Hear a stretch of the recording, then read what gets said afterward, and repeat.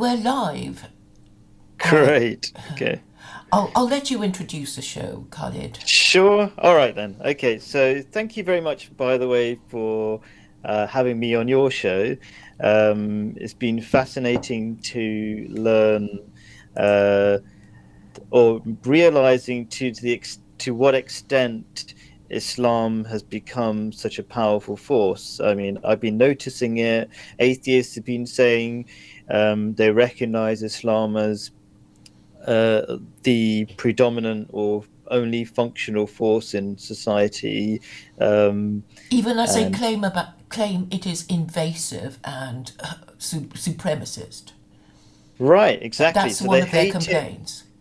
That's right. So they hate it, yes, yet they have to accept that it's the only thing that seems to be working. More and more, they're coming to that realization. And I didn't realize. I even when I do my was doing my sorry, am doing my Islamic happiness classes. I didn't say it was Islamic in the title until uh, you drew the comparison between Marxism in the past as a force for what people looked towards for revolution or some sort of big change, and now people are looking at Islam, and you've got people who are Jewish, who are Christian, who are from all backgrounds realizing that it's just becoming more and more evident just from the numbers of Muslims and the family statistics, positive family statistics of Islamic families, that there's only one thing that works. So it's been,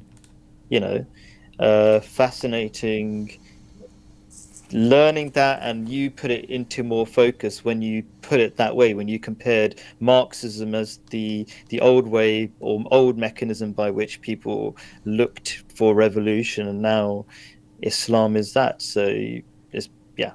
So and my brief introduction, I should say, is that my big thing is that I want to help the world by teaching Islamic ideas even without people necessarily becoming Muslim, although I think being a Muslim is the best way to implement it.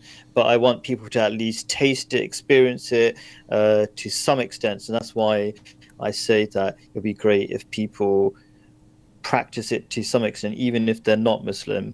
That's my introduction, I suppose. And I do things I do a happiness class every Sunday at Speaker's Corner, and I do many other videos where I try to get people to think about religion logically through psychology and things like that. So that's my very long introduction. Thank you, thank you. I suppose if we were to work together, I would be nasty cop and you would have to be nice cop, I suppose. I mean, we met in Speaker's Corner, and I suppose having tried to talk to people who are basically in denial and wishing to remain in denial, I have realised the futility of dropping hints when they are, actually willfully blind and willfully deaf. And so I suppose I am a little unpopular because I am more in your face and, going on about idolatry and the fact that Americans haven't got an official religion, and that may be that is the source of their problems, I think, because not having a religion means that you don't know whether the laws that your legislature passes is good or evil, because you actually don't have a system to say, these are the things we always do and these are the things we never do as, Americans or, British people or whatever. And I think Mm. Islam is saying, well, if you believe in God and then you must believe that the Quran is the word of God, and in the Quran there are these rules and laws that we are to follow if we are to be Muslim and live as Muslims and treat each other as fellow Muslims. Yeah. So, and I'm always trying to I'm not very good at filtering. Maybe I am, I'm not sure, but I'm always trying to dumb down things because maybe I'm a secondary school teacher. So I feel like what you're saying is that because America and the West generally doesn't seem to actually have a firm religion by which they follow. There's nothing that's clear cut. Everything is This is what you should do. permissible for Yes, them. yes, exactly. Um, so, and as I was discussing with you on WhatsApp, the beginning, you cannot. So there's two parts to this conversation. I'm going to split it into two videos. I'm going to attempt to anyway. And the first part, I think, which is essential, is to know God is alive, not to even academically know God is alive, that logically God must be alive, but God is alive, communicates, and cares. I think those are two kind of aspects that people, even if they've come to the conclusion that God exists, they think either God is not alive or God doesn't care. Does that maybe in any way represent what your position is at the moment? Well, I know that there have been many religious disputes over the centuries about how we are to conceive of God, whether as Trinitarians, Arians, or Jews and Muslims, and I think it is absolutely necessary to believe that a perfectly moral God is alive and knows everything and is capable of punishing evil and rewarding good in this life and the next, because that's the only thing that would make people, frighten people, speak truth to power. Because if they didn't, then they would think, well, if I say this thing, I'll be cancelled, I'll be burnt at the stake, I'll be tortured, and all sorts of evil things done to me and the people I love.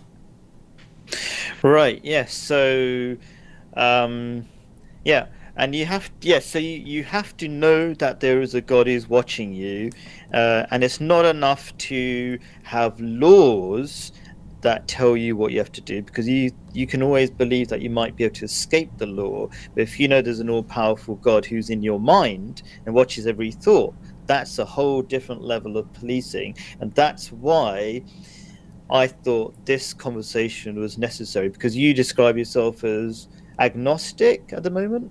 Yes, I am agnostic in the sense that I believe that if somebody is determined to believe in the other thing, whether they are atheists or theists, nothing you will say can actually change their minds if they are determined to hold on to their position. And I think many people hold on to their position simply because it's a lifestyle choice. I mean, if you want to be gay all your life, I mean, what's the point of saying, oh, I believe in God? Because that would interfere with your ability to enjoy your sexual liberation. And so most of the time, it's a lifestyle choice. And we pretend to believe in all kinds of things just to be with the mainstream in order not to be cancelled, marginalised, demonised, etc. And Yeah. yeah. Yeah, I think there's two reasons, I think. Well, I can think of two reasons why people choose to ignore God or religion or whatever. One is to go with the majority, because it's our nature. We feel psychologically, people, psychologically, or psychologists know that people prefer to go through pain and be with the big or the majority than stand out, because that's even more painful. So it's quite painful for human beings who are naturally social to stand out. So that's one thing. But also the other thing is they fear that they religion restricts their freedom, and they fear that when they lose that freedom, they're going to be more unhappy. And what I want to do is politely and slowly and gradually let people come to the realization, which is also kind of becoming more and more evident as Islam grows, that actually the freedom that you want to hold on to do anything is not making you happy, because it's reflecting in rising levels of depression that are rocketing in the West. But also, you'll increasingly find the only people that are happy are the Muslims, who restrict themselves to God's laws, which are natural laws, as in they're laws based on how you actually function as a human being. If you see yourself as a robot and you've got certain buttons, God tells you which buttons to press. And so they're in this, on the surface they look like they're restrictive, but under the cover, when you explore, if you study psychology and things like that, you'll find actually they're 100% in line with your happiness. So that's what I want. That's why I want to pick up this topic: is God alive, and attempt to convince you that God is alive today, not just for the sake of, this is what I want to make clear on this video, not for the sake of winning an academic debate, because I personally don't care what anybody thinks. You know, I don't need anybody to agree with me. It's just I genuinely feel pain for people who are not fully grasped the reality of God, because it's the most beautiful thing. It's like when you go to a beach or see some beautiful setting, scenery, I should say, it's, you feel that peace. God is a million times more of that experience. Nature is just a reflection of God. So that's the intro. But should we dive into it, like the evidence? So I've made a few notes. I'll be going through them. Maybe it's the right direction. Maybe we'll see how it goes, see how you respond. But I love the Quran. I see the Quran itself. And so I'm going to give a quote of the Quran, but I see the Quran itself as an extension of nature. So just as according to psychologists, nature is the most powerful antidepressant. Now it's been confirmed, and so we have an intrinsic love for nature or God's creation. The Quran is also God's creation. So let's just see how you feel about this very interesting, a lovely quote from the Holy Quran, according to me at least, about, is God alive? And when my servants ask you about me, say I am near. I answer the prayer of the person when he or she prays to me. So they should listen to me and believe in me, that they may follow the right way. So, I mean, what are your thoughts about that? Maybe I should repeat it. I've got it on my screen. Did you grasp at all anything that I just said from there? I will try to paraphrase it. And God invites Muslims to tell non-Muslims that all you have to do is ask. Something like that. Yeah, and so there's a lot of sort of subtle suggestions as to a couple of rules there. And the rules are, in short, that if you're willing to listen to me, God is saying, like, so when non-Muslims ask, or even people who are Muslims but lost their way or whatever, everybody's on a spectrum of their distance from God. Essentially, the first person who's addressed in the Quran is Prophet Muhammad, but then everybody else who's supposed to follow Prophet Muhammad is also addressed. And so it says, if anybody asks you about me, about God, then say God is near. So there's a lot of subtle things suggested just by that. Like, God, if God is near, God loves you. So that answers one of the, so it's not that just God is alive, but God cares about you. It's just the wording is beautiful for me. And God is promising that God will respond to you as well.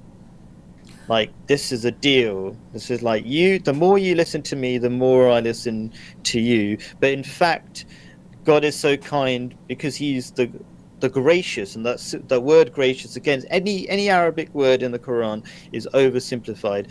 Gracious means gives abundantly, even if you are disrespectful, don't ask or anything. Like, everybody, if you're an atheist or not, you get rain, you get air, you get so many other things. So God guides people whether they ask for it or not. But on top of that, if you ask for it, God will guide you lots more. And just to kind of describe that a bit more, there's a saying of Prophet Muhammad. He says, whoever comes, this is a saying, let's say, in God's word. So it says, "Whoever comes close to me by the length of a hand, I will come close to him or her by the length of an arm. Whoever comes close to me by the length of an arm, I'll come close to them by the length of two outstretched arms. And whoever comes to me walking, I will come to them running." So that kind of explains this verse of the Holy Quran a bit more. To the extent that you are a servant of God, or willing to be a servant of God, to willing to listen to God and do good things according to God's rules, the more you will see God showing himself to you in your own life. That it will become more and more obvious and evident. What do you think about that? Yes,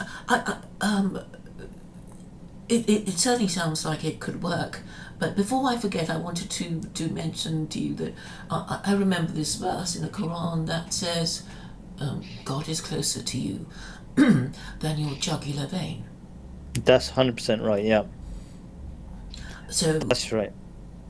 well, it has kind of life-threatening or soul-threatening implications if you don't think like that, because then you might sever yourself from him through actions and thoughts, and Right. deprive of Yeah. yourself of his guidance and Yeah. So forgiveness. there's Yeah, sorry, I feel like I keep interrupting you. I don't mean to. I keep thinking you paused and then, but yeah, that's a really, I never thought of it in quite that way. So when I thought of that verse, God is closer to you than your jugular vein, it was like God is closer to you in nearness and understands you better than you might even know yourself, because your jugular vein is your life artery. Do you know what I mean? So is close. God is closer to you than life itself, but also God, that interpretation of you should fear God because God is closer to you than your life itself,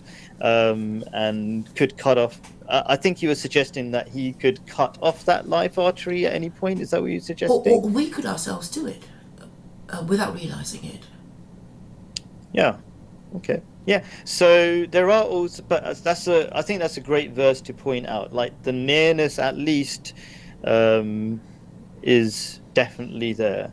You know, that God is closer to you than your jugular vein or your life artery. Um, so the other point I wanted to make was that besides, so that's something we have that I want to go through at some point, like talk about how God is. That's just a claim so far. There's not really evidence or convincing, but it's just like, just to know that God has put this challenge out. Like anybody who's searching for me, I'm here to be found. That's one thing. Um, but I want to sort of backtrack. Maybe it's worth mentioning that even though, so the summary of my whole argument is going to be in this short, like, few sentences. It goes something like this: science leaves doubt. So you might think, you might look at the evidence, and I think this is where you've got from our discussions. You might see from, you said you believe that there must be a God, but I'm not sure why you say there must be a God. But maybe you looked to the science or something, or some other evidence. And you said there must be a God, but there's always doubt that is left, isn't it? There's evidence, but maybe you have a doubt that your evidence is incomplete. Um, Let me ask you.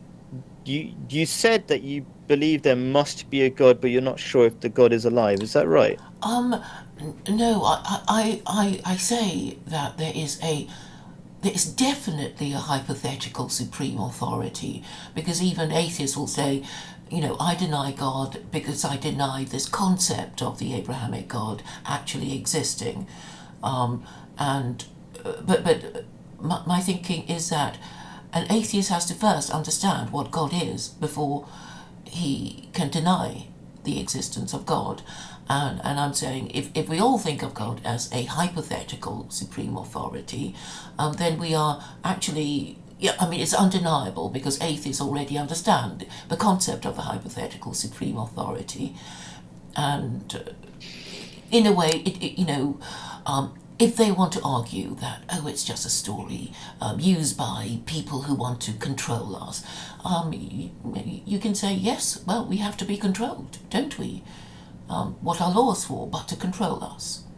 So why I'm confused, because when you say there's definitely a hypothetical supreme authority, or to shorten it even more, there's definitely a hypothetical God. It's like the definite and the hypothetical seem to contradict each other. That's why I'm confused. Could you help me with that?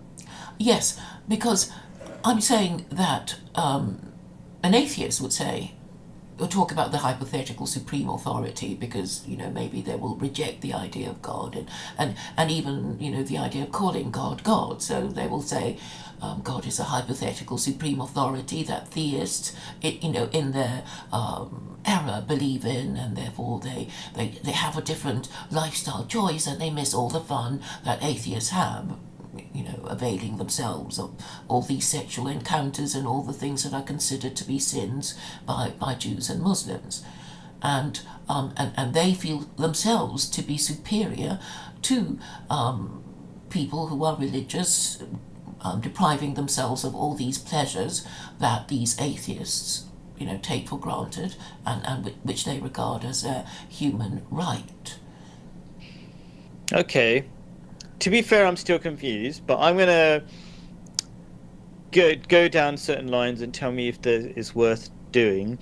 Is it worth demonstrating that scientifically God exists, or have you already come to that conclusion that God logically must exist? Where are you on that?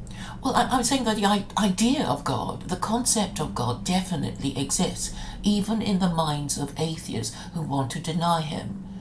And I'm saying that is enough. The fact that there is this idea that so many people want to believe in is enough to create doubt in the minds of atheists. Right. Just the fact that there are so many people who believe in God is some sort of evidence that God exists. Is that what you're saying? I'm just trying to clarify. Um, as an agnostic, I never argue with people about whether God exists or doesn't exist. All I say is that the belief in God is obviously useful. It is certainly useful to Jews who are still around when, they are infamous for attracting anti-Semitism. And there has been the argument that the existence of Jews itself is evidence, conclusive evidence, in fact, of God, because they were very low status people, they were fleeing slaves, but when they listened to God, they managed to conquer Canaan, establish a kingdom of Israel, and even now, many Jews, many Gentiles complain about them, about Jewish supremacy, why they're still there, making things bad for, the anti-Semites say that, and I'm saying that this idea of Jews being in a way second to God, in their anti-Semitism, because they blame Jews for everything, because that is the, in a way, is a kind of proof that Yeah, or argument in support of the idea that God is protecting Jews, because all things being equal, why would they be still around? Because they have the most restrictive religion, they are the most persecuted peoples in the world, and they are smallest in number, but they're still around. right. So yeah, I heard two sort of arguments there. One is that um, they've been persecuted so much that, and the fact that they're still surviving, there must be some greater power supporting and protecting them. That's one. And then the second was that, I'm not sure if I understand the second point, that they make their lives so difficult through their restrictive religion. Therefore, what? That you expect them to have assimilated already, even if they were not being persecuted. Right, okay, because their religion is so uncomfortable and horrible, let's just say, to use that word, um, that they should have given up on it and assimilated into normal behavior of freedom and do whatever you want sort of thing. So is that okay? Interesting. Yes, Yeah. yes. And you could make the same claim about Islam. So, for example, how did Islam grow from the most backward, weak nation of its time, the Arabs, to take over within a few short years, decades, the greatest empires of the time? So the parallels being made, it's like the Eskimos, who are equally sort of nomadic and have no particular government or power, take over America and Russia, the two great powers of our times. You know, that's how crazy it is. For I mean, you can. I mean, could you imagine? I mean, do you see the comparison that Muslims have seem to have the hand of God behind them to be able to do in the past such great revolutionary work, as in take over the two greatest powers, the Persians and the Romans of their time, which is equivalent to the Eskimos taking over America and Russia in our times. Does that make any sense? Yes, yes. So that's an excellent analogy, and I see religions as moral systems designed to keep a group in existence and apart from others, thereby allowing the group to retain their identity, and it is religious groups that are the biggest human groups, as well as the most enduring human groups. Right, yes, yes. And so maybe sort of within what you were saying about the Jewish religion being so restrictive that it should have sort of obliterated itself because it's so restrictive, in a similar way, Islam is looked upon as restrictive, and in many ways it is, sure, but and that should have not worked because you're making your life difficult. But in fact, the opposite is being demonstrated today, where it's the only religion that's really growing, and the only religion that's surviving the onslaught of, let's say, Western attempts to destroy family and society and things like that. Like Islam is having the opposite effect, even though we're probably, you say Jews are the most persecuted, but if you think about the West's most hated, the Western media's most hated religion has got to be Islam. Do you know what I mean? So despite all the negative press we get, we're growing the fastest. In fact, 9/11, the attacks on the Twin Towers, that was a time when Islam grew even faster. So we had the worst press possible. And by the way, Muslims, I think just about all Muslims are against the 9/11 attacks, I think, from wherever I've looked into the statistics. But there are some extremist groups that although they're against it, they see it validated in some ways, but I don't see it validated in any way, just to be clear. But despite all the incredibly negative media attention Muslims get, we're the fastest growing religion in the world. So it shows that could be the same argument you give for the God being behind the Jews. It's an equal, maybe even more powerful argument for Islam.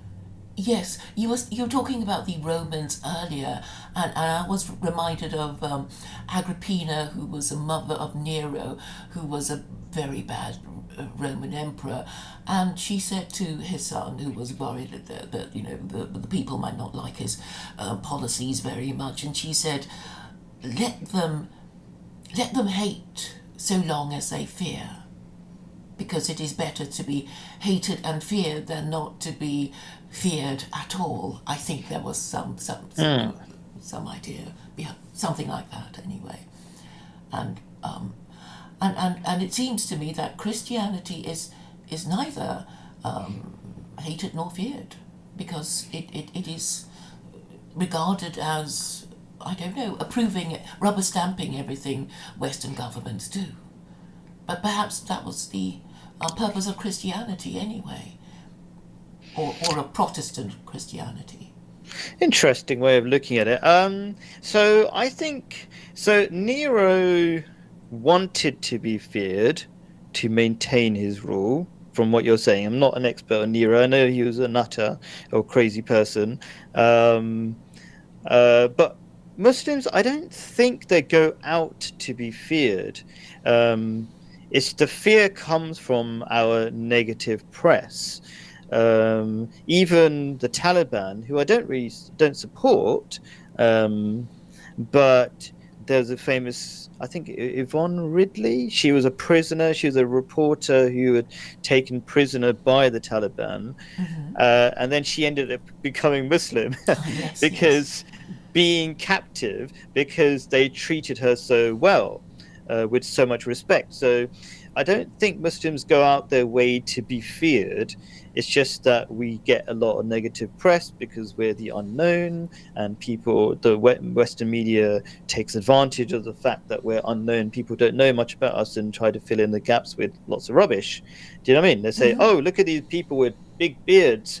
There must be something going wrong there. The big Hmm. beards are, or wearing a scarf like your picture shows. Hmm.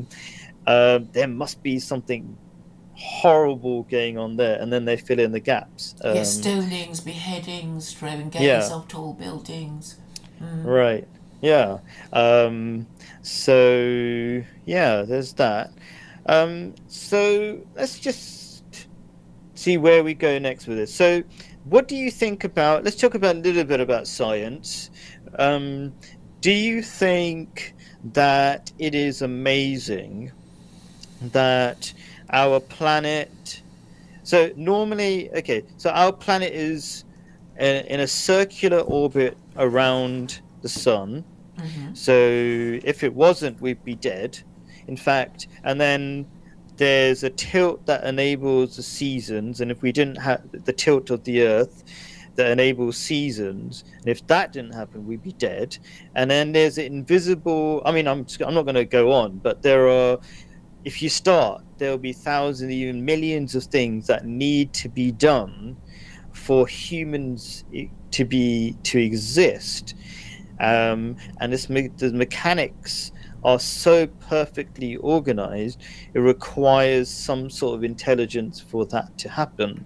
What is your feedback on that? I'm not sure which direction we're going to go in, but I'm just testing what your responses are. Um, well, you're making the point that God created the perfect conditions for human life to survive, and even as astronomers try and find planets in the galaxy that they can see capable of sustaining life, they have not. Well, none are near, and there may be the idea that we are the only forms of Oh, actually, intelligent. Islam doesn't say that, by the way. Islam talks right from the beginning of the Quran. It says Lord of all the world. So, and there's hints that we're going to meet aliens and things like that, but that's a Ah, whole right, different thing. right. So it's not the claim that we're the only ones. It's just the claim that the more you understand nature, the more you come to the realization that there are too many things happening. That there are too many life support systems in position to keep us alive. And those life support systems are so intricate, so amazing, and they're not just left to work. They're kept going, in balance with everything else. Maybe I'm over explaining it. It's like there are life support systems that are so complicated that at the very least they require intelligence, and there's more to it, but I won't say any more yet. So do you accept, or how do you feel about the idea that there must be an intelligent creator who's keeping us alive? I accept these arguments, but I was just going to make one that if we are the only intelligent life form in the entire universe, we could ask, well, because we know of the vastness of the universe, and if God indeed created us as the only life form, then why did He do that? And that could be another argument for, well, He just wanted to impress us. Sure. So I think one of the problems in our age, as it were, this time that we're through living through, is that there's a great misunderstanding of God. The fundamentals are just wrong. So I can answer that like the why, even though that's not what I'm trying not to go into. The why is God creates beauty, and the greatest beauty is not in physical form, but it's inner form. So what I mean by that is like more beautiful than let's say an animal. When you look at it, it looks amazing just by its outer appearance. More beautiful than that is a human being sacrificing their needs for other people. Do you know what I mean? There's the attributes that are more beautiful than just appearances, outer appearances. And God has set a trajectory, let's say, where human beings have been put on Earth, where the beginning of that journey is just Earth, where they learn to become more and more beautiful by the end of life on Earth. But that doesn't end there. It continues into infinity in heaven or hell, whatever. So this is just, I'm trying to give you sort of a rough idea of the plan of God. So it doesn't end with life on Earth. It continues in heaven, and everybody who goes to hell, which is something that's a whole different topic, will eventually leave hell, because all hell is what's that word when people go a rehab? Do you know what I mean? So it's temporary. So basically for everybody the trajectory is to become more and more beautiful. I don't know if that helps at all in understanding what's going on. It's not just a game. It's not a stupid thing that God thought of doing. God has a beautiful plan that's not really be within our ability to fully understand, but we have an inkling of an idea. Okay, my understanding of I'm afraid I have to use this terrible word, the utility of religion, is Yeah. that these rules are made to make us behave better towards each other for the benefit of the group, because all these rules are meant to regulate our behaviour towards, our fellow Muslims, our fellow Britons, whatever, so that we as a nation or as a religious group will remain in existence and prosper, become bigger, but we have to remain in existence. And that is the utilitarian reason for us restraining our appetites and our urges in being mean to each other, for the benefit of the group. So that is the secondary, or the secondary or even tertiary or whatever feedback as to whether you are doing the right thing or not. The number one reason is the infinite journey towards God, as it were, towards beauty. And then if you're doing wrong or right, because ugliness comes out of doing wrong and beauty comes out of doing right. Mm-hmm. So this life on earth is only temporary. So Islam is not just to make stable societies. Stable societies are a result of living a beautiful life. Good is a result of living a beautiful life. So it wouldn't make sense for God to create something. From our perspective, life on earth seems a long time, but in terms of the greater length of the universe and things like that, it's only a blip in time. It's only a fraction of a millisecond in time, right? So it wouldn't make sense for God to create something, us human beings and all the other creations surrounding us in our ecosystem, just for the purpose of having a stable society, which would eventually be obliterated anyway. Do you get it? So it's not actually the main reason. It looks like a good reason from our short-term perspective, but that's not the real reason. Just to clarify, so what is Islam? Islam means peace, but what kind of peace? It means peace with yourself, peace with your environment and peace with God. Number one peace is with God, and all the others ones are sort of feedback mechanisms to tell you that you're doing the right thing. I don't know if how confusing that was. I suppose I can try to paraphrase that by saying that our emotions are a way of telling us if our reason is working. So if we're feeling unhappy, it might make us think, well, what am I doing that is making me unhappy? Did I do something wrong? Or is it because people were being mean to me? And if people are being mean to me, were they right to be mean to me because I've done nothing wrong? Or they're mean to me because I've done something wrong? Or it's some sort of misunderstanding. And therefore we are meant to work out what it is that is causing us emotional distress. Yes, so there's that feedback, there's the inner struggle with your conscience, and there's outer results of bad relationships and things if you do something wrong. And so all those things are geared towards you getting feedback and telling you you should be a better person. But the purpose of a better person, becoming a better person, is to actually become a more beautiful person, and that's where the real journey is. So there's the main journey, which is beauty towards beauty, which is God. And I think that's self-evident in a way that God is beautiful if he's the creator of nature, which we are naturally attracted to. But everything else is just feedback, but it's good feedback. I think what I understand you to be saying is that if God is perfect and we know ourselves to be imperfect, if we are being rational, honest and good, we would try to be better in order to to make our way towards that perfection that we know we may never reach, but it is nevertheless worth our energy and effort in trying.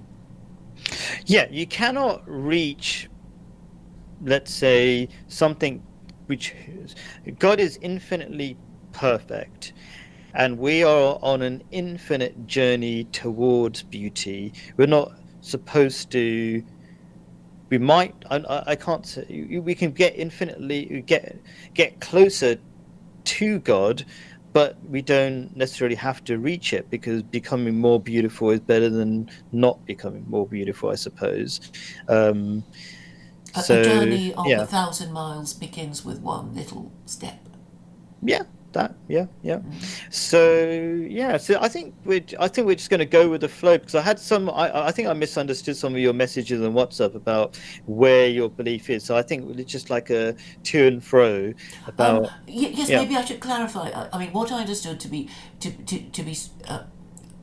I mentioned that this debate I had 12 years ago with a Muslim it was who is right, does God exist, something like that, and he was making the point that it is obvious God exists because we are here, because there has been a creation, and because there was a creation, that creator was God, and there must have been a creator, and that creator was God. That was his chain of reasoning, and I felt that the only way to get out of that is to deny the Abrahamic God was to say that, well, yes, God may have created the universe, but he may not be listening, or he doesn't care about us, or he may be dead. Right. So that's actually what I was thinking you were saying. So that's why I quoted that verse of the Holy Quran about the challenge that God gives. It says, if you want to know me, just ask, basically. But you have to the you're more likely to you're going to get a better response the more you listen to God, um, which I think is a reasonable deal. Yeah. Yes. And I suppose I mentioned that because you may know what Nietzsche said about in one of his books. I think Thus Spake Zarathustra, and it was to the effect of God is dead. That was what Nietzsche said. Right. Okay, so I gave one sort of, let's say, challenge that God gives himself, that God will listen to you if you ask. But that's just something in the background to bear in mind. But what else are there evidences of in terms of God's existence, and not only existence, God still talking to us? And there's plenty of that. So one other thought I want to show is God cares in the sense that God has sent us love letters. Okay, what are those love letters? That is the Quran and many other messages. And those messages have been rubber stamped, as it were, with the signs of the Creator by demonstrating He is the Creator, by saying things like, "Oh, in the Quran it talks about the Big Bang," when hundreds of years or even a millennia ahead of its time. So so why do I call the Quran a love letter? So you got one thing, you got the rubber stamp that this is from God. It's not just the Big Bang. In just one verse, it talks about two things that we've only learned of recently. There's the Big Bang. The Quran says the whole universe was a closed-up mass, and we expanded it. And even before that, it says very interesting. It says, "Do not the disbelievers see?" It's like challenging the people who disbelieve in God that this fact that the Big Bang exists. And then it follows it up with another miraculous statement, which is every living thing was made out of water, which is when we look for life on Mars or other planets, what do we look for? Do you know? Water. Right. Okay. So there's just the rubber stamp. But let's rewind and say, why is it a love letter? Because every chapter of the Holy Quran starts with "I am God," and so Allah, which means a perfect God, okay, and who's the most giving. Again, these are very short summaries of what these words mean, but most giving as in I give you air, I give you water, I give you tons and tons of stuff without you asking. And on top of that, I encourage you. So the short verse, the version of the first verse of the Holy Quran and the first verse of every chapter is, "I am Allah, the most gracious, the merciful." But those are really terrible summaries. It's more like, "I am God, the most perfect, who gives you tons and tons of stuff for without you asking. And on top of that, I give you so much more for using the abilities that I've given you, and I reward you and I encourage you." It's like and those two words to give you more of an understanding of what these attributes are, they're linked to the word womb, like the mother's womb. You are living, we are living in God's womb right now. We are given all. Do you understand? Does that in any way connect? Like, we're given all the things we need within the womb, which is Earth and the universe we live in, and then we're giving all the things we need to progress as well, according to our faculties. I'm not sure how confusing what I'm saying May is. I try to paraphrase what I Yeah. thought you said? Actually, when you were talking, I was reminded of a conversation that I had with a Christian, actually, but he seemed to be saying that the act of creation was a loving act. Yes.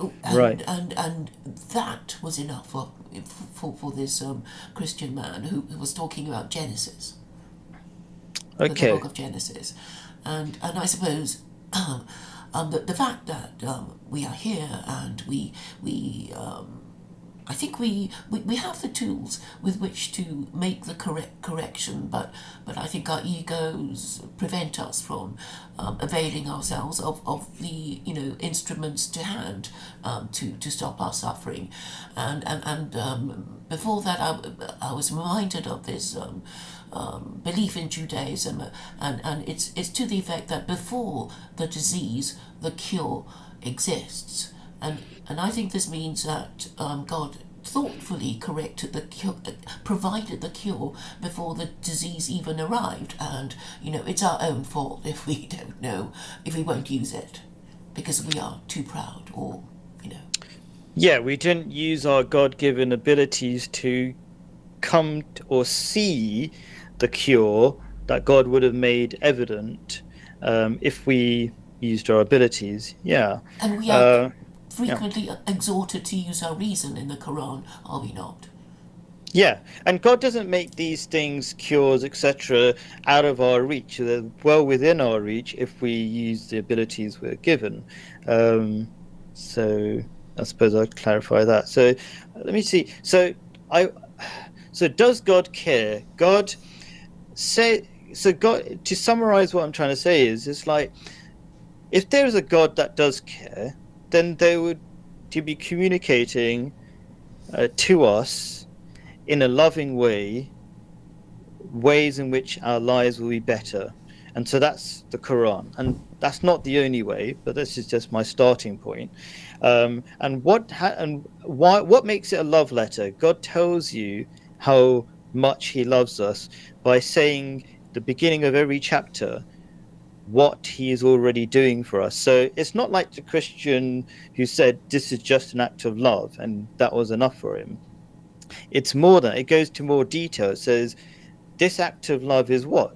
Like, I gave you air, I gave you water, I gave you so many things. Just reflect on that. Just think about it. Like they say, if you want to be happy, just count your blessings. Like, Yes. people, when you don't reflect on it, then you won't really appreciate. But when you start just counting them, then you start appreciating them. So you have to reflect on these things, not just hear them. That's one thing. But then you can see that as you delve in things like psychology, we're actually encouraged to be better people. So there's dopamine, right? The main way in which we find happiness through things like dopamine is actually by going towards the target, never mind achieving it. Achieving it is not really the purpose. And a good target, by the way. So it's really interesting. Psychologists have told us that we have to pick a target, and that target has to be good. And then the mechanisms in our body, like dopamine, these are kind of happiness chemicals, push us. That's where you get the dopamine, not even for achieving things. So you said that we were talking about earlier about never achieving oneness with God. That's not the point. God wants us to go on the journey. And so if I to go back to this verse of the Holy Quran, it's not an empty claim. The claim that God rewards us is demonstrated in the science that we know, the science of psychology, for example. Yes. When we talk about a morally perfect God, I think we mean a God that will dispense perfect justice, which is what all of us want ever since we were children, being told fairy stories when it ends badly for the villains and it ends well for the heroes, and then they live happily ever after.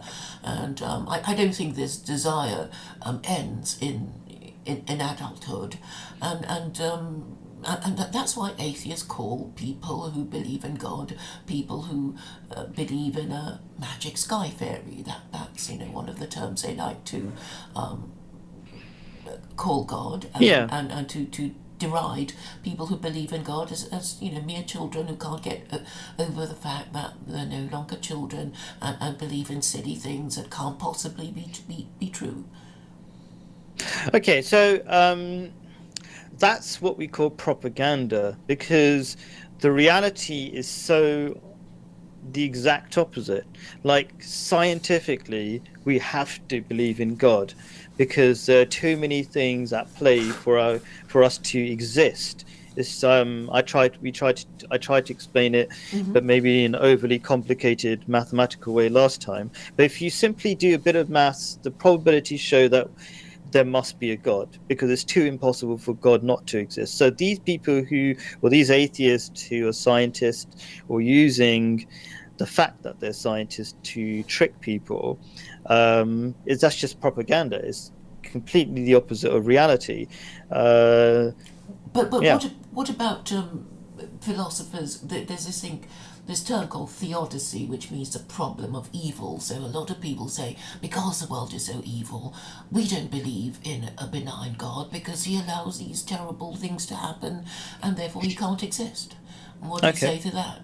So that's the old question of why is there suffering, isn't it? Is that what you mean? Right? And so again, this is explained in just one verse of the Holy Quran, which is suffering is a way of looking at something. So I'll give you an example. So there's pain which you physically feel. Okay, let me rewind actually because I want to go to so the verse of the Holy Quran says, besides God being okay, I'm going to go through the three parts of this one verse of the Holy Quran. There's three parts. Bismillahir Rahmanir Rahim. I begin with the name of the perfect God, who's the most gracious and the most merciful. Number one. So when you have people like Stephen Fry, you know he's on video, and people like Richard Dawkins say, even if God exists, I would stand up to God and wag my finger and tell him how terrible he is. First of all, that's not going to happen because we're talking about the most powerful or knowledgeable God. So first of all, you're not going to stand up to God when you meet God. That's a ridiculous fairy tale in itself, right? So have some humility, and sort of get with the program. That's a sort of a wake-up call. It's like, you're not going to do that. Stop lying to yourself that there isn't a God, right? That's the first most important thing to get you in the right mindset to start thinking about what's happening in the question of suffering. Can I just pause at that? Does that make any sense? That you need to, if there's a sort of a petulant child, a person who thinks he can get away with being naughty, and that's what atheists are basically are, right? And I was an atheist myself at one point, right?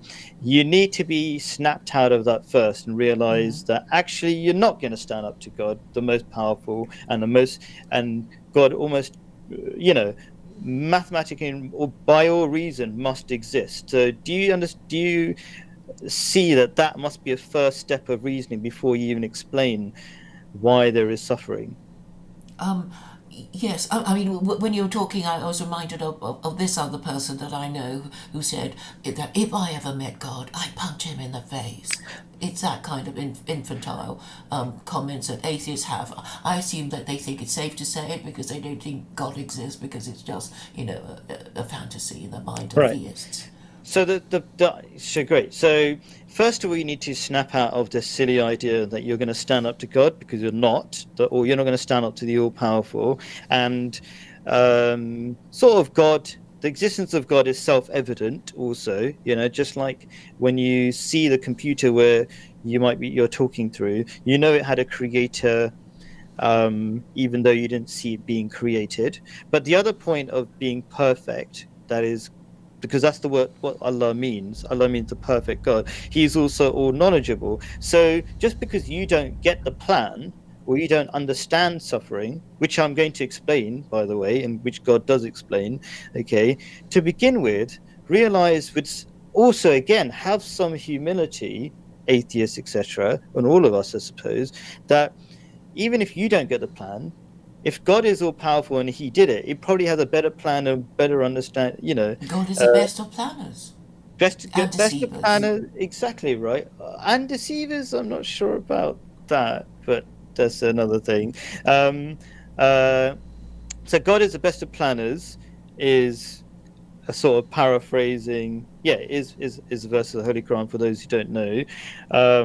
So it's like God knows something that you don't, and you don't have to fully understand it to begin with. So just to stand up to God and say, I know with my minuscule, tiny ant-sized brain compared to God's, it's a bit stupid, really quite stupid. So that's just the beginning sort of setup for the answer. Then we go to, you said, why is there so much suffering in the world? And again, that's wrong. The question itself is completely wrong because God next, after saying he is Allah, which is the perfect God, he says, I am the most giving. So the most gracious is the brief translation. And then you reflect on that, you go, oh gosh, God's given me so many things, given me water, air, friends to talk to, infinite amount of things, this beautiful earth with so many places to go, right? And then the atheists love to paint this picture that life is terrible, which is a false and that it's a massive lie.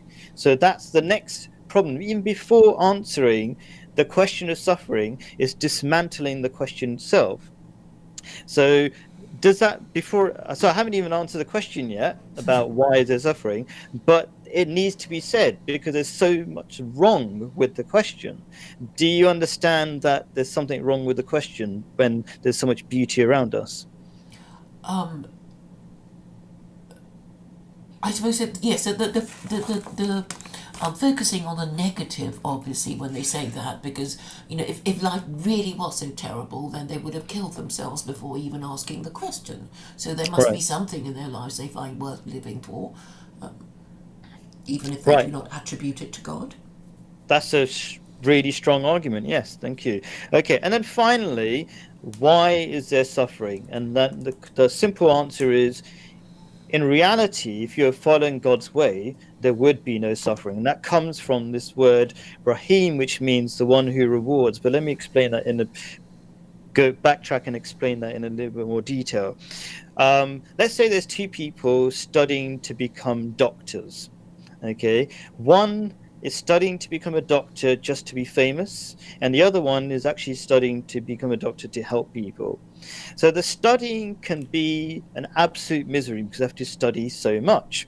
But for the person who is studying to become a better doctor, to actually help people, every second of that learning is a beautiful experience in towards becoming a better doctor. But the person who is doing it just for, being a proud doctor or something, every moment of that process is hell.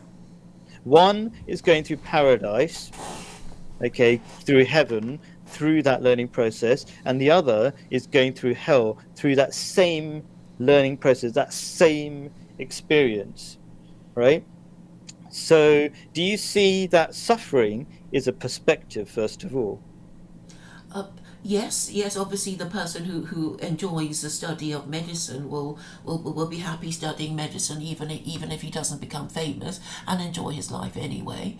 While the person doing it for the purpose of being famous only sees it as a means to an end and doesn't take pleasure in it. So he would have suffering, but I suppose a lot of people would say there is genuine suffering, genuine injustice, which God, if He exists, permits. Right, and in many ways that's wrong as well, which it might sound strange, but been fed so much propaganda that we've seen things almost upside down. So I'll give you an example. They love to show pictures of people in Africa, the crying baby in Africa, and everybody in Africa is having a miserable time. Whenever I've gone, well, the one time I've been to Africa, I found them far happier, and all the videos and whatever and studies, whatever I've looked into, those people are far happier with far less than what I see in the West. So we sometimes say, what about those people in Africa? What about this person? What about that person? What about even the people in the Turkish-Syrian earthquake that just took place? Their perspective is very different from ours. Many of them said this is God's will, and they accepted it, and they learned from it, right? But some people don't. The point is that we've been fed a lot of negative propaganda to make it look as if the world is terrible and that everything is suffering. But actually, the things that we think is suffering or pain is actually often the opposite. Having the lack of food makes you much healthier of a lot of the time, right? But then you might say, okay, there's a point at which there is only suffering, like the person dying to death and there's no comeback and there's no lessons to be learned, right? But that's kind of the last category that I want to talk about. But do you see that the world is being painted in a way that's opposite to reality. I mean, I don't know what your perspective is, but I've seen a lot of the poorest people are the most happy people, and the richest people are the most miserable. What's your thoughts about that? Um, well, I would, I mean, probably that there's about equal amount of suffering and pleasure, but we don't know. How would we know? Because there is no objective way of measuring, units of suffering and units of pleasure. I suppose to answer that question, if that were being asked of me, would be that our life is an examination hall. And if we pass the test, we go to the better place, and if we don't, we go to the worst place. And that is the bargain, basically. I think that's an insulting way of, even though religious people give that argument that this universe is a test or this life is a test, it's actually insulting to God, because that makes God sadistic. It means like God has set these hurdles, these random hurdles without real purpose, and if you pass them, God will let you into the gates of heaven, and if you don't, you get thrown into hell. So It is a I Jewish view, I believe, because the Jews believe Satan to be God's prosecuting counsel. And he was a creation of God, I guess, enticing us, being agent provocateur to entice us into evil, probably because he only wants a certain number of people in heaven because, well, he doesn't want the hoi polloi getting in. No, so I would say a lot of the Muslims fall for this simplistic explanation as well. So it's not really, and I think over the years many Jews would have, but I don't think when I talk to Jews, sometimes they are a lot closer to Islam than we realize. So I'm not sure if that understanding of whatever you described as a It's a Jewish story. It's a teaching. book of Job. It's all there in the book of Job. Right, God okay. and Satan planning how they're going to make Job suffer because Satan was saying, I bet he wouldn't bless you and pray send be such a good man if he didn't get anything he wanted, and God said, all right, the bet's on. We're going to test Job. Right. Okay. Cool. So that's the, let's say, the Jewish point of view, and maybe even the Christian point of view, because Book of Job is from the Bible, right? I'm quite sure. Yeah. Sure. It's not in the Quran, the book of Job. I mean, story of No. So the Job. Quran is the story of Job, but it's very very different. The Bible's versions or understanding or of the prophets of God is so insulting that we don't even go near it. It's basically um, makes them to do incredibly stupid things like give away their daughters to strangers, homosexuals, whatever, all sorts of horrible ideas about how they commit all sorts of sins that we don't believe in the Bible as it exists at the moment. So yeah, so no, there's no Book of Job. There is a story of Job, but it'll be very different.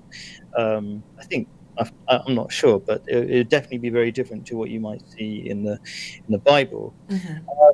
So there is a point at which there is, let's say, actual death. So I've talked about these different stages, right? I said, first of all, it's a lie that life is terrible. It can be terrible only to the extent that, for example, really rich people feel suicidal. In the West, the most popular way to die for young people, if that's the wrong word, is suicide, right? So it's not what you have, but your perspective. And if your perspective is there's no point, then life becomes too terrible to live, at which point you kill yourself. So it's not the stuff. And then you go to the people who so the second stage I went through was people say, oh, poor African people, poor those, whatever, XYZ, poor people. And my experience is they're much happier. And there's a logical reason why they're much happier. And I'll give you a quick example. When I went to Gambia, I was walking down the street and I was wondering, why was everybody lining the sides of the streets against the walls, rather than in their homes. And my brother, who was teaching there for a year, he said, because they don't have TVs, so they're too poor to have Netflix, for example, and TV. And so the result is that they talk to each other and they're very happy. They're all smiling. So you said there's no objective way of seeing how happy people are or how much suffering people have. Maybe if you could count the number of smiles, that's a fairly objective way. And so do you see that we're social beings, and being poor actually has an advantage, that we don't do stupid things with our money, like spend all our time alone with Netflix instead of talking to our neighbors? Do you see the argument there? Absolutely, because we are social animals, and we should, make connections because, well, it makes other people happy as well as ourselves happy by being good neighbours and that sort of thing. Right, yeah, and that's borne out in psychological literature. For example, they did an experiment with where they said if you had a choice and you were to buy, you were given £5, whatever, I can't remember, it was $5 or something, and you could buy a coffee for somebody else or buy a coffee for yourself, you're far happier buying coffee for other people. So that's inbuilt into you, that we're social and we want to do good things with other people and do things with other people, etc. So that's that. But then finally, there's when you actually die, and you say, well, what can you learn when you actually die from hunger and whatever.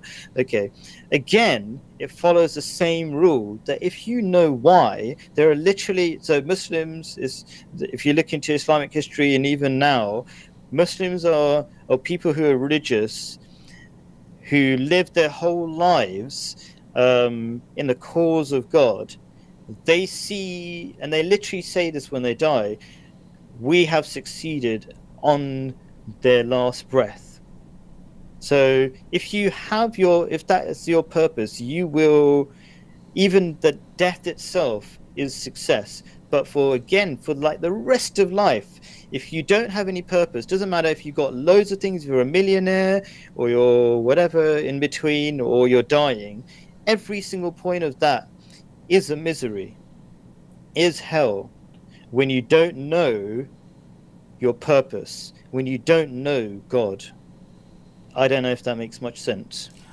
I'm reminded of an article in The Guardian, which was about people on their deathbeds and the things that they might regret. And there is a usual list about wishing they'd been more, spoken their minds a bit more often, spent more time with their family. I forget what the other ones are, but I think Yeah. it's telling, really. It's like, well, if only I could, I said such and such to whoever, because perhaps they felt it would have done some good just by saying what you felt to be the truth. But for some reason you held back because you were afraid of something else. Yeah, so I think the three main things from that study was, one was spend more time with friends, spend more time with family. Another one was spend less time at work.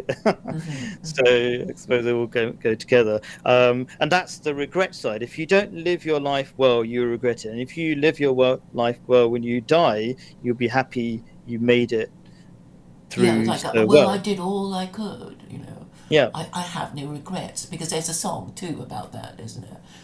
Je ne regrette rien. I don't know it. Maybe you have to WhatsApp I it think to me that's later Billie on. Holiday. Oh, Billie Holiday. Okay. Something like that. It's an old song. Yeah. Oh, okay. Cool.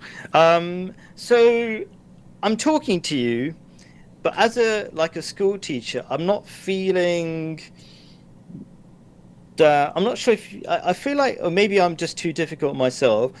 I feel like you haven't really agreed or understood or accepted where I'm coming from about this idea that there is no suffering. That if you go with the third part of this verse, which is Rahim, which means the rewarder, who encourages you to be a better person, and if you follow that line, you are successful. And if you're not following that line, even that is a sort of reward, where when you know your life is going wrong and you suffer, because the end goal is so much greater. So the end goal is for you to become incredibly beautiful person beyond your, not person or a soul, because this person shell is only a temporary for this life, but there's an infinite journey. So a beautiful soul. And so that suffering, even itself, is a reward. So you at least know when you're doing something wrong. Maybe these ideas are I too think thorough. you're saying that suffering brings with it the rewards of knowledge and wisdom. I think that is what you're saying, and I was reminded. Sorry to be Jewish again, but I know that Jews are supposed to thank God even for misfortune. Yeah, and it's very much like in Islam. There's a saying of Prophet Muhammad, peace be upon him, who said, "Everything that happens to a Muslim is for their good. If something good happens to them in the simple, I'm paraphrasing, but in the simple ways, they are grateful for it. And if something bad happens, they learn from it. So Islam and Judaism is very similar." In teachings, it's just the only differences are the corruptions in the Bible, etc., or the Torah. Yes, there is a verse in the Quran that says, um, even what you dislike may be good for you. And I think it also extends to wives, even wives that you dislike may be That's the good for one. you. Yes. Yeah, yes, and then I mean, if it's worth explaining that particular verse, the Prophet Muhammad described women as ribs. Basically, their nature is more solid in terms of they have a bend in their personality, which is less flexible, let's say, than men. But that lack of flexibility has its own charm and beauty. It's like they are they naturally are women, let's say. They naturally do things. I don't know. I'm not sure, but I get it internally. I'm not sure if you get it as a woman. There's a Okay, natural. my take on it is that the male urge to have sex with women is so strong that it is possible that somebody thought the only way to stop them losing themselves in their appetites and sexual urges is to make them believe in God, because sexual liberation will lead to men destroying what is good of their civilization if they do not regulate their sexual urges. And the only way of even supporting marriage from generation to generation is to believe in God and to obey the laws of God as regards marriage and the prohibition of extramarital sex. No, I don't think that's really. I didn't feel that's not the way I've been taught. Yeah, there's always a. So there's two ways in which a woman is a rib, and this is again, we shouldn't stick to the corrupted ideas in the Bible, which is Eve was created out of the rib of Adam. Is supposed to be metaphorical. And what are the two beautiful things about that particular teaching is it's supposed to be, it's got two metaphors. That's not how I was taught, and I think it's far more beautiful. And the two metaphors are women guard the heart of man. So they guard emotions. So men are kind of brutal and they don't even take care of their emotions, but women take care of the emotional side of both men and women. That's one thing. But also women are like a rib in the sense that they have a bend, or they have a more fixed nature. And Prophet Muhammad said, if you bend it, you might break it. So they have, like, if you try to, it says, don't try to push women to do something they really don't want to, because you might break them, as it were. Like, there's a lot of sayings of Prophet Muhammad on that kind of nature, like treating women like crystal. There's like a woman, I don't know if you know the story about, there's a woman traveling on a camel, I think it was, and the camel was walking too roughly because the person who was pulling the strings of the camel was pulling it too fast. And he said, mind the crystal, as in, like the glass that's very fragile but Yes. beautiful. So mind the crystal, as in drive that camel carefully. So women are supposed to be seen as delicate creatures who are beautiful by their very nature, be treated with care, including not telling them to do things that they really feel uncomfortable with. So, for example, um, I'm trying to think of a good example, but generally with my wife, for example, my wife will say, "This is how I'm going to cook the food" or something, and then, but I might not like that food, or should this is how things are going to be done, and I don't really argue with that because she does things really well in the house. Um, and over time, I've got to appreciate it. So I'll give you an example. Maybe it's a silly example. I don't know. In Arab culture, because my wife's Arab, she would say every time she's talking to the kids, she would say any sentence or instruction and then end the sentence with mama, which I found really annoying from my Pakistani culture because we don't do that. And then grandmother would say tete, which means grandmother, at the end of her. So my mother-in-law from my wife's side would say the same sort of thing. And so it sounded really stupid, and she had to do that. She couldn't let go of this habit that she was brought up with. But then over time, I've got to see it as a very endearing way of giving instruction. So basically, it kind of means, "I'm your mother, please listen to me." And then if your grandmother says it, please, here's an instruction, "I'm your grandmother, please listen to me." And it's also a way of getting the kids to memorize, like when they're really young, who mama is and who grandmother is, etc. So there's like, what I mean to say is that women are brought up, whichever culture in there, with a much more firm, fixed nature, and don't work or fight against it because there's hidden beauty in it. That's how I understood it. I think that's a far more beautiful way of explaining it than that if you mess with women, they're not going to give you sex, and that's going to be the end of humanity or something. I think that's a bit more, not as beautiful.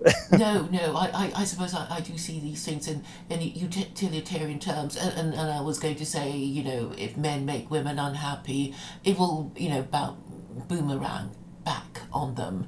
Yeah. And therefore you don't make your wife unhappy because she'll make you unhappy because, you live with her, and if she's not happy, you're going to feel it. And as would a wife with a husband who is not happy with her. And therefore, if you love each other, then obviously you'll want to make each other happy just because you love them. But even if you don't, it's just a good idea not to, antagonize your spouse. Yeah. I think I like make them happy because you love them, and relationships work out better. And then there is the other thing about don't annoy people because you wind them up and relationships won't be so good. I'm trying to, by the way, I think the nature of our conversations, and maybe this is just the way it is, I was intending to have half an hour just talking, and now we've done 1.5 hours without even feeling it. So I'm not sure if you're feeling it. I don't feel it at all. I enjoy our conversations Brilliant. very much. But Brilliant. you may be interested to know there are questions for you in the chat. Or good. comments that you Yes, please. Let's go with Can that. you So read what's the them question? from your end? Okay, let me see if I can. I can't They're see. slightly more intelligent than the ones in our last stream. Where would I? Oh, okay. Maybe it's no. Is it in here? No. God, can you Yes, post I'll them? read Because them I to you. can't. Okay. Yes. They're the usual comments Even the about insulting ones 9/11. are fine. And one saying, does Islam condone political violence? No. I mean, I'm happy to answer the insulting one because I think I value even any interaction, because in Islamic history, the people who even wanted to kill Muslims become some of the greatest Muslims. So I'm always very optimistic. So I'm happy to take insults as well. I don't feel it at all. So just as so don't filter, but Okay. you can filter if you want. It's up to you. All right, I won't hold back then. So Yeah. Elliot Blatt says, remember 9/11. And Okay. And Neutrino says, sounds a bit like some dark So I'll night take- of the soul stuff. Okay, so I'll take one at a time. So remember 9/11. So interestingly, as I said earlier on, I'm quite sure I said it earlier on, many people became Muslim after they were intrigued by 9/11. Why? It's not because they liked the terrorist attack. What they realized, what Muslims were not like that, and I think that's telling by itself. They knew Muslims, and I thought, hang on a minute, they don't seem to be blowing themselves up. If anything, they seem to be the nicest people we know. My neighbors say we're the nicest neighbors they've ever had. Right, and it's not by accident. It's not that we smile, because we give them Christmas presents. We give the whole street Christmas presents. We give the whole street Eid presents. We've got lovely relations with our Jewish neighbors. First of all, he gives us Ramadan presents, and we give him Hanukkah presents, whatever. And you won't see anybody else do anything close to that, right? So the point is that 9/11 has got nothing to do with Islam, and most people realize, so many people realize that, to the extent that the never mind Islam growing already quickly, it accelerated that because it was such a lie and has nothing to do with Islam. So the only, just to explain it a bit more, people misunderstand the word jihad, and the reason why they misunderstand it is not because of Muslims, but because of false Western propaganda. Jihad means to. So you were saying? Struggle, sorry.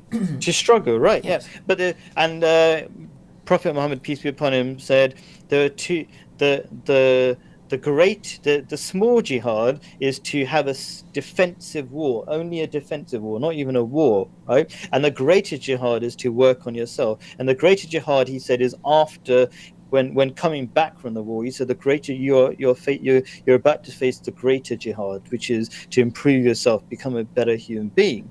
And so the definition of jihad in the Quran is to the only thing that counts as jihad is when they stop you from praying even. So you can't even just have a war, even a normal war, like even, and this might be really controversial, the fight in Palestine of the Zionists versus Palestinians, that's not even jihad, because jihad is only when you're protecting a place of worship. And interestingly, just to finish off the question, maybe to some, the definition of jihad in terms of protecting place of worship starts with, I can't remember which place of worship, but not the mosque. It says protecting a church, protecting a synagogue, protecting any other place of worship, and finally protecting a mosque. That is jihad. No, protecting, people from the right to worship. So, for example, if you protect a synagogue and you die protecting a synagogue, that is jihad. And if you're and then you would be a martyr. So that gives some idea of what a jihad is and how wrong 9/11 is. So, any other questions? Or any thoughts on that?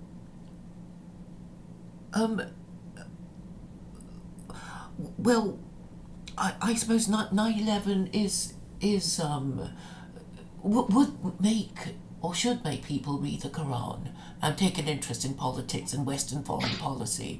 So I suppose that would be the silver lining in that. And I mean, I think most. I don't think this is even controversial now, but 9/11 was an inside job. I'm not sure. I don't think that's even controversial anymore. The idea that the most powerful, the greatest superpower, America, couldn't defend itself against two slow incoming planes, with air traffic control probably telling them way before those planes were off course. The idea is so ridiculous that it was actually a terrorist attack.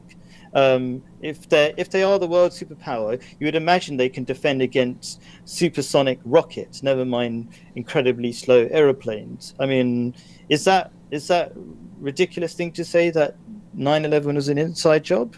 Well, I'm aware of that story, but I suppose even if it were caused by Muslims, the fact is that and Bin Laden apparently masterminded it. I mean, it means that Muslims have a problem with U.S. foreign policy, and maybe Americans and Westerners ought to ask why they might have a problem with Western imperialism. So either way is fine by me.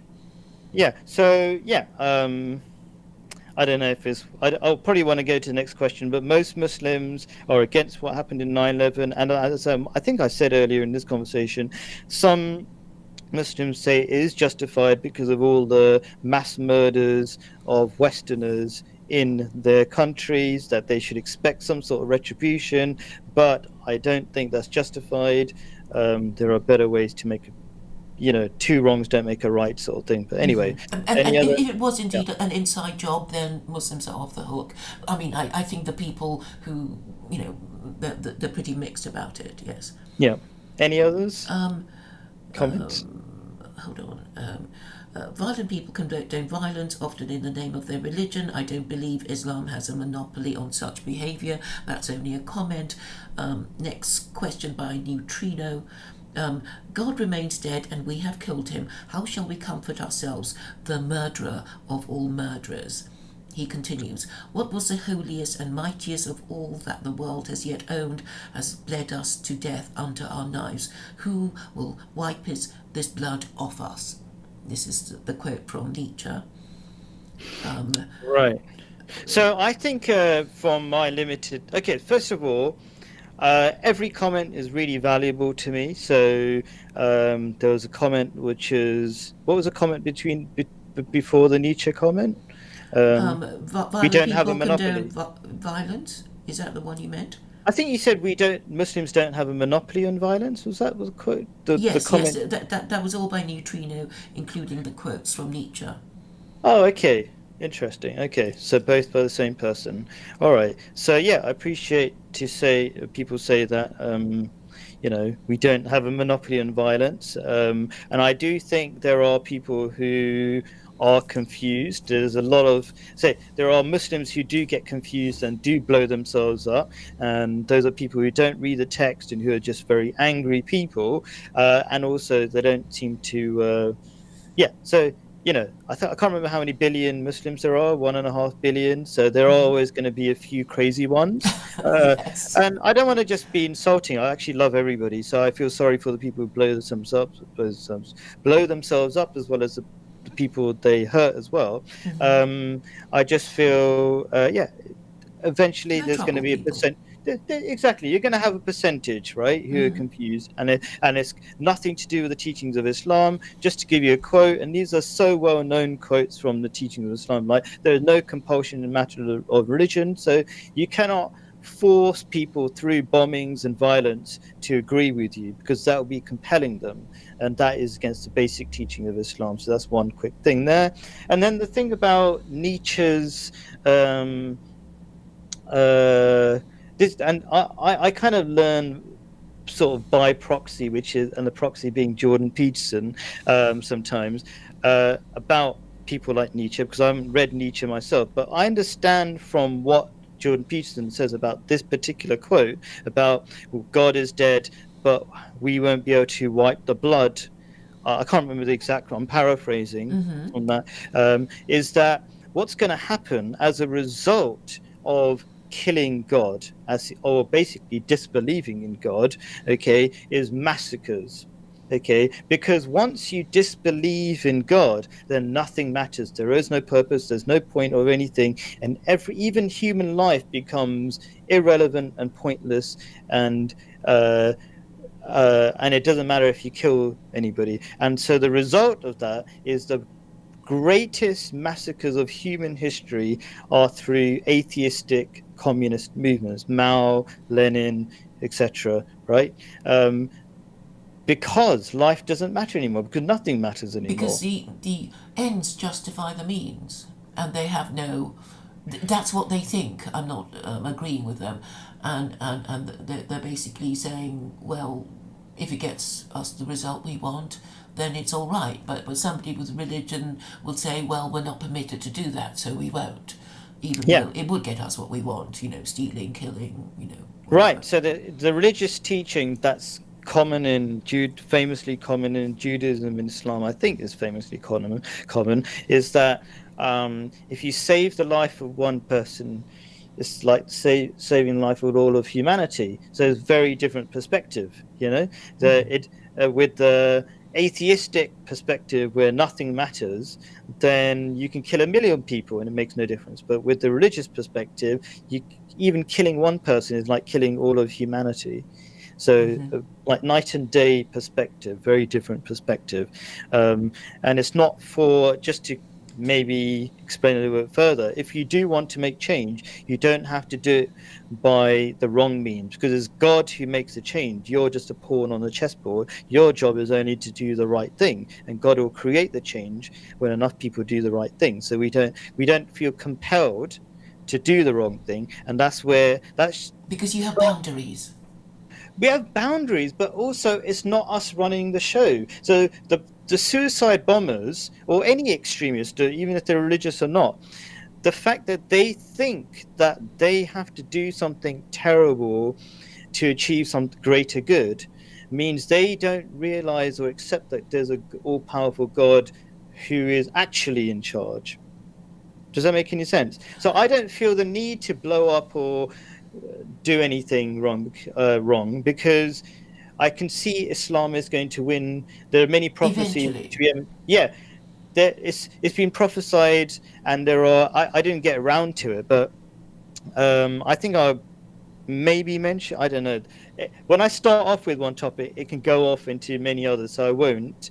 But in short, God is not only in the Quran giving guidance, but has since regularly gives guidance, and there is already a very clear and powerful movement, which I haven't even talked to you about, in which the reform of society is on its way already, and no violence is necessary. But I will mention that another time. It seems to be a ton of things yet to explain. But any other comments?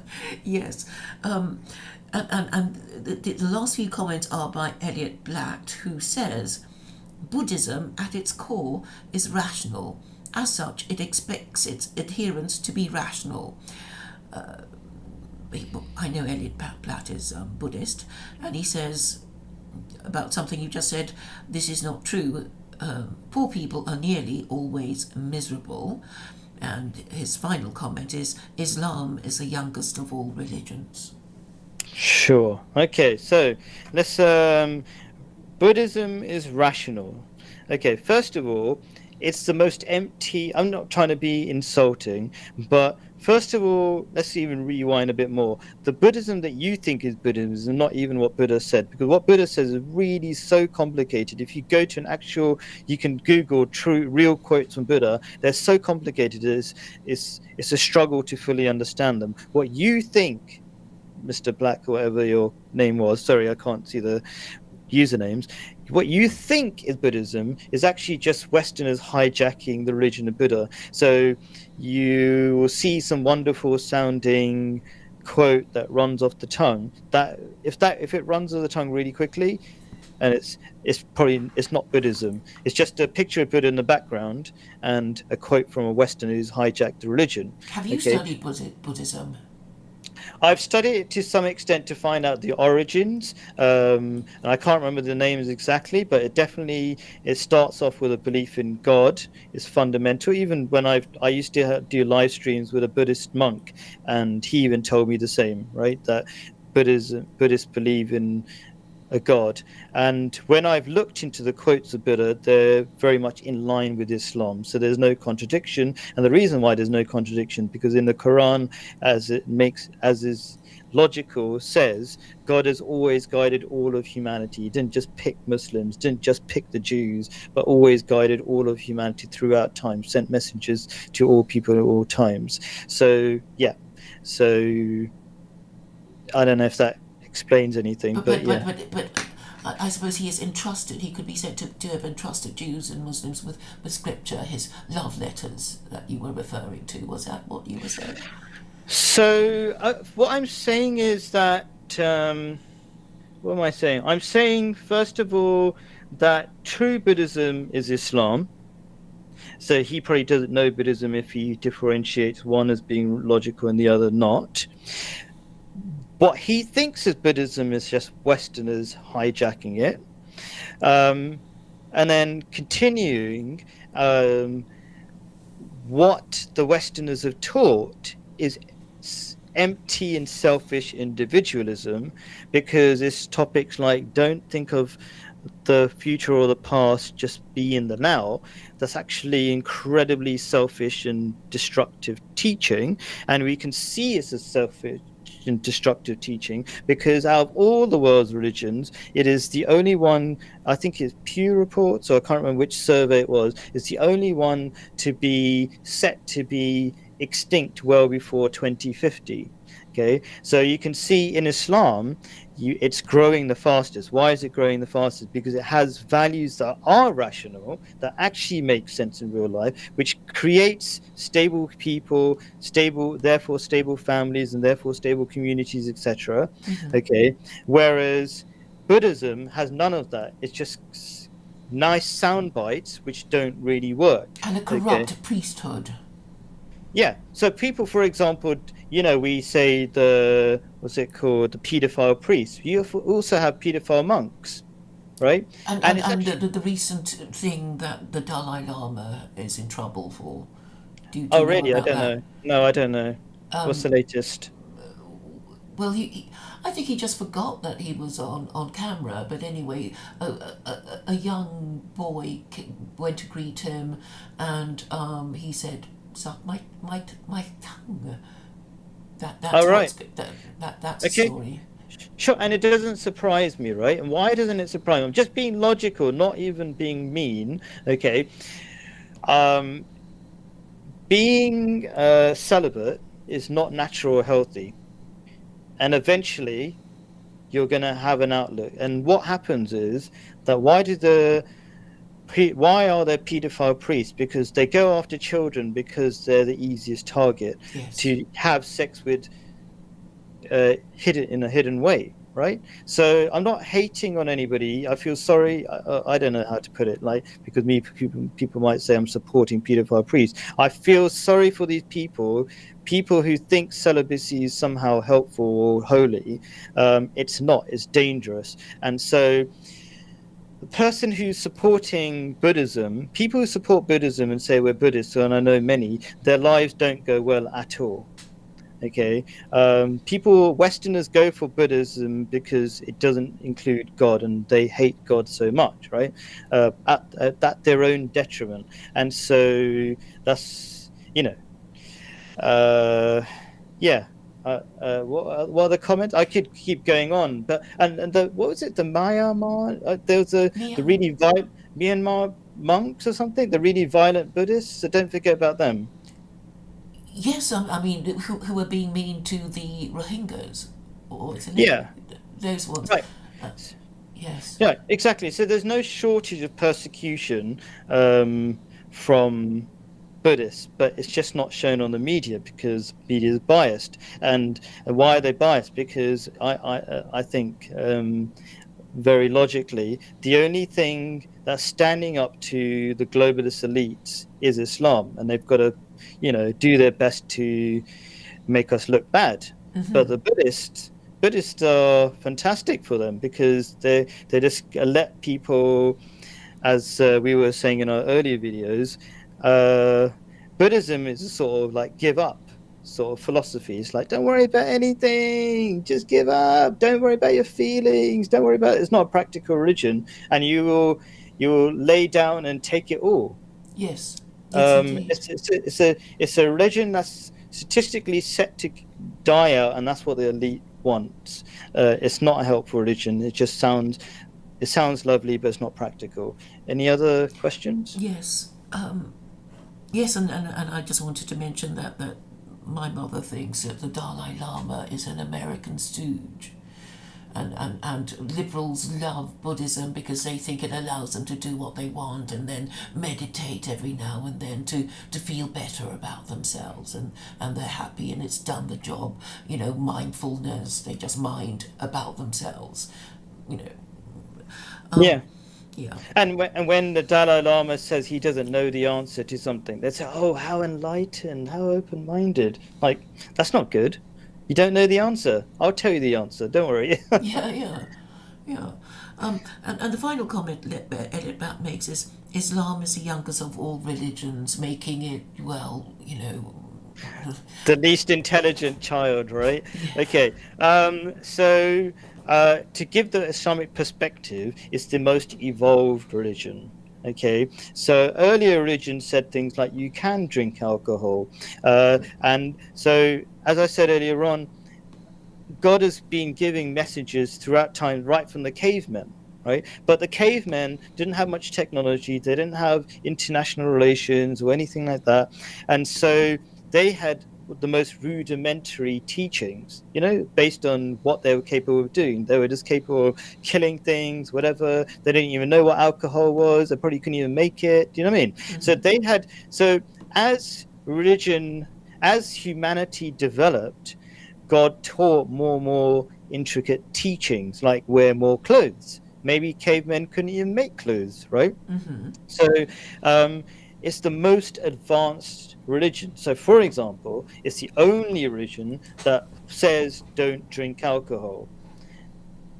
And wow, like don't isn't alc so if people don't know this, but or maybe people don't know this, but maybe there's somehow actually I think most people don't know this. Like in this country, 1/3 of accidents in accident and emergency, like the emergency ward, basically in hospitals, is due to alcohol. Alcohol causes wife beatings, sexual abuse of children, so many other terrible things, and is known by experts as a gateway drug. To all other drugs, right? So there's so many massive problems, and Islam's the only religion that forbids it outright, right? So it seems to be the most advanced religion, and that's not a bad thing, I think. So I suppose that answers that question. Does it? I mean, do you feel it answers the question, or have I missed? I certainly think so, and just to go back on to Buddhism, what I think is a problem with Buddhism is that I think it makes a point of not having too many rules, and also, to the extent that it is good, I guess it agrees with Islam, and because it has not that many rules about, always telling the truth and God knowing your mind, so don't even think about, trying to get away with it. The prospect of just being reincarnated into a worse life form in your next life is probably not sufficiently terrifying to people inclined to criminality and lies. And I think that might be its problem. As usual, I could say 100 things on that. One would be just briefly, again, what people think is Buddhism is not Buddhism. It's just Westerners teaching you stuff on behalf of Buddha, and so that's why it doesn't have any rules, because Westerners don't want rules. They think freedom makes them happy, but it makes them miserable. And then the thing about reincarnation, that's sort of, let's say, Chinese whispers, where over the millennia, it's been confused. All religions teach an idea of constant rebirth. So you've got the Christians who say you have to be born again Christian. What does born again mean? It doesn't mean you're literally born again. What it means is that you had to let go of your evil desires, and then when you let go of that, it feels like death. It does feel like death. And then because you hope that, would you agree? Like you might have You turn certain over a new leaf. Is that really what you mean? Like, Yeah, but it does. I think practically the reason why people don't change or let go of their egotistical desires because it's so painful, and it does actually feel like death because you think life will not continue if I don't let go of that thing. So you might feel the need to have a really expensive car because you feel like you'll never be loved again if you let go of that expensive car. But that when you let go of it, then you reborn into a new experience within life, and you realize you're free from the need to buy stupid things that don't make you actually endearing to other people. Mostly if you're driving in a Lamborghini, people probably people are laughing at you. It's like, why are you in such a ridiculous car?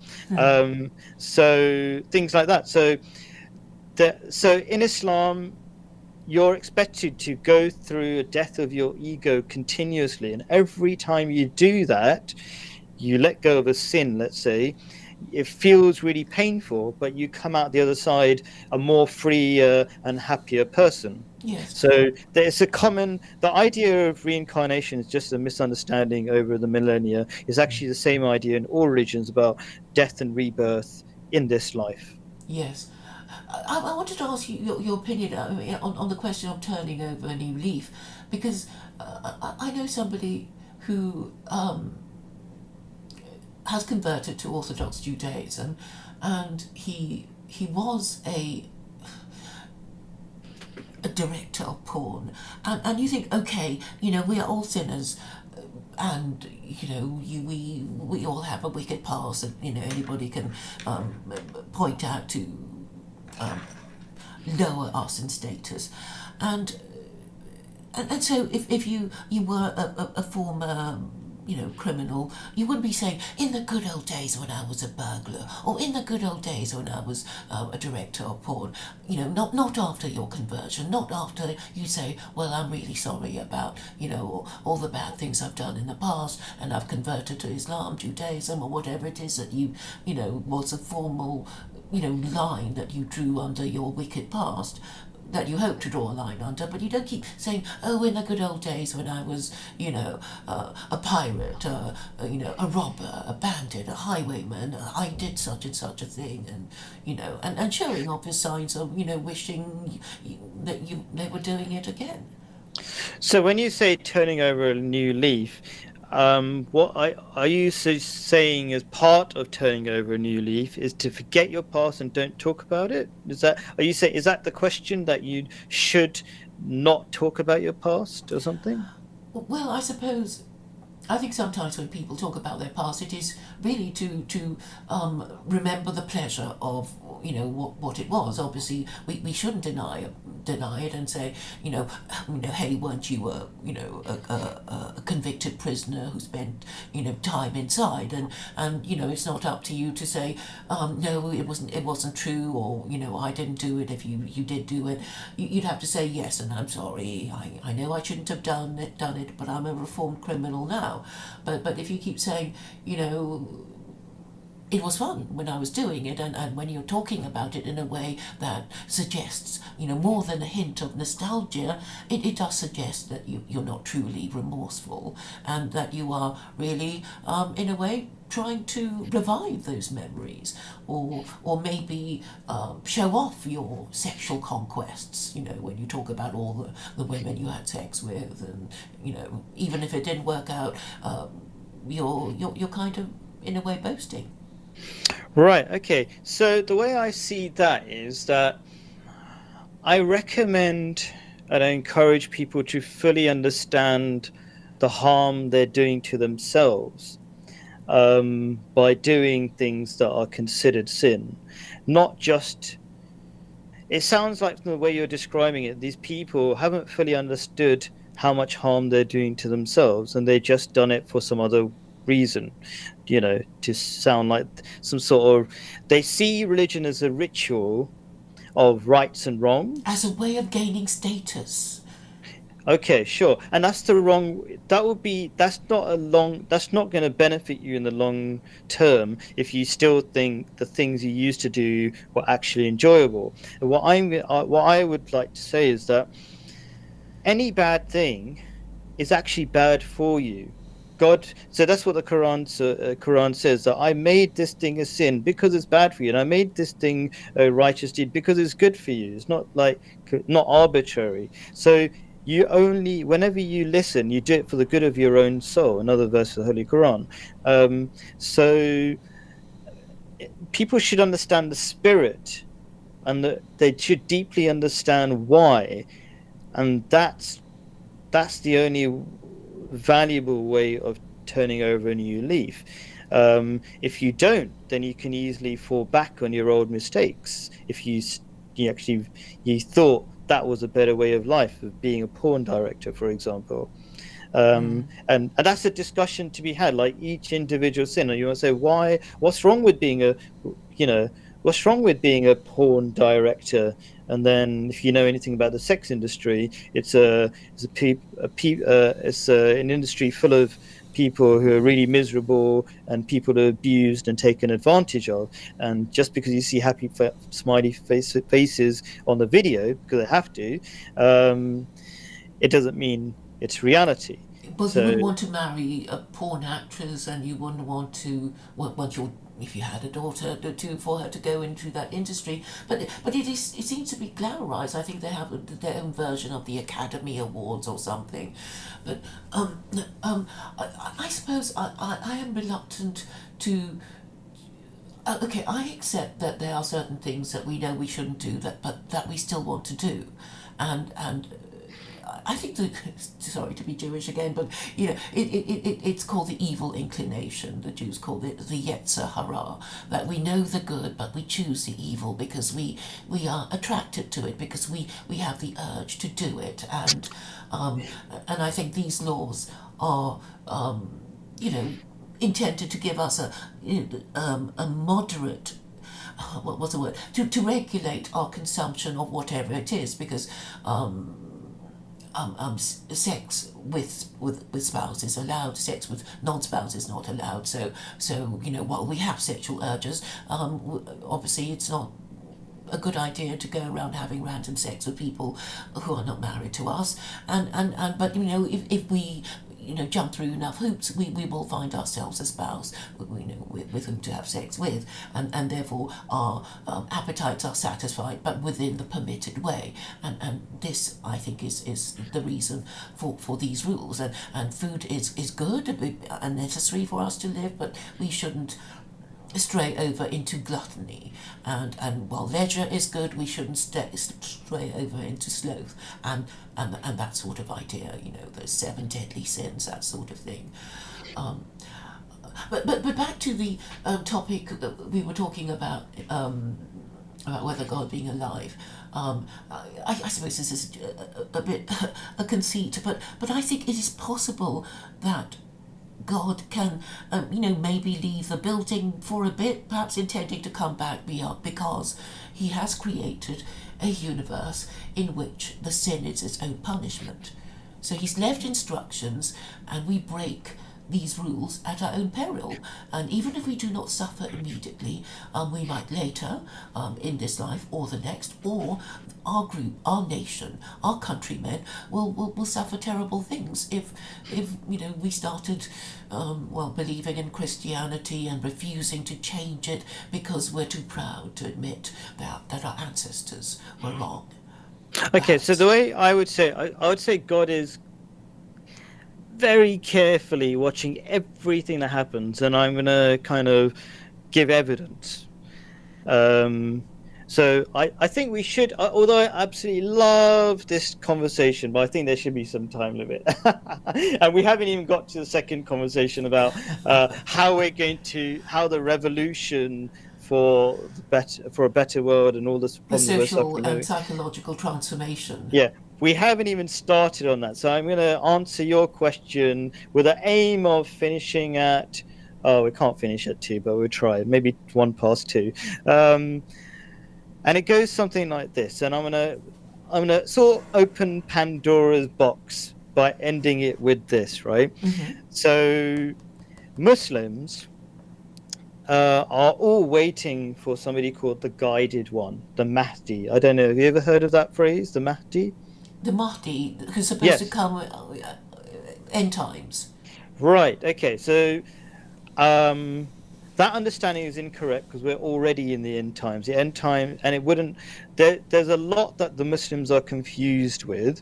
The majority of the Muslims, and there's even the Quran says don't follow the majority, otherwise you'd be led astray from the way of God. That's the verse of the Holy Quran. And so the Mahdi, I'll end it with this, and it will be a massive Pandora's box. But here we go. God has promised in the latter days, which we're in right now, that he would send the Mahdi, the Guided One, and as well as the second coming of Jesus, a whole different story, to guide people And so he said, and I'll just quote this, he said, "Our Mahdi will have two signs which have never appeared since the heavens and the earth were created. The moon will be eclipsed on the first night of Ramadan, and the sun will be eclipsed halfway through." That's a rough translation. I copied it, pasted it from not the best source. In the middle of the days of which it can be, it should have said, the middle of the days in which it can be eclipsed. And this had never happened since Allah created the heavens and the earth, as a sign, that is, right? That prophecy has happened. It happened about 100 years ago. And there are many other prophecies that are continuously being fulfilled, meaning, and that I am part of that community of the followers of the Mahdi. And these are, this